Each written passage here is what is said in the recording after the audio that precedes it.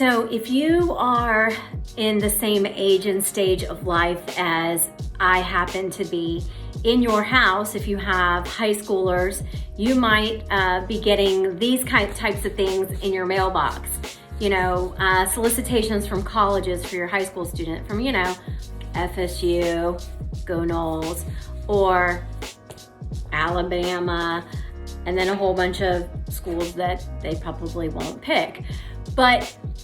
either way, if you are in the middle of a divorce or any sort of support issue, and you have children that are about to be college bound, or you have the financial means in your case that you normally would have paid for your college education for your children, then it's very important for you to understand what the law has to say about college education.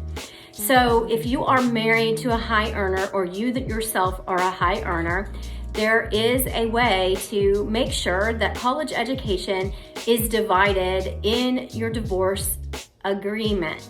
So the court does not have jurisdiction to order the two of you, no matter who you might be, to pay for college education. If your children are heading to college, they will likely be 18 when they go there, which means that they will be outside of the jurisdiction of the court. And if they're already in there, if they're already 18 and they're in college, then they're also outside the jurisdiction of the court. So what can you do to ensure that your spouse and you have an agreement on who is going to pay for college? All right, this is a very touchy issue, and there are a lot of lawyers in town who do not advise their clients to make these types of agreements.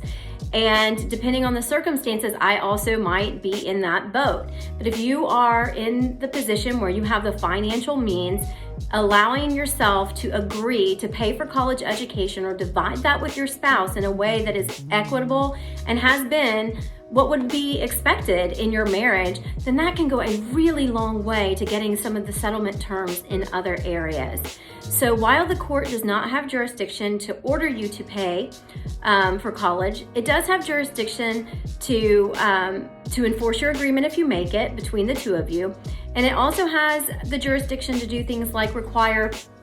the equal division of 529 accounts or other college accounts that might exist. Okay, so if you are in that stage and you're bittersweet, in the bittersweet position of knowing that your child is about to go to college, then you definitely want to make sure that your lawyer is addressing issues of post-secondary education in your agreements and in your negotiations.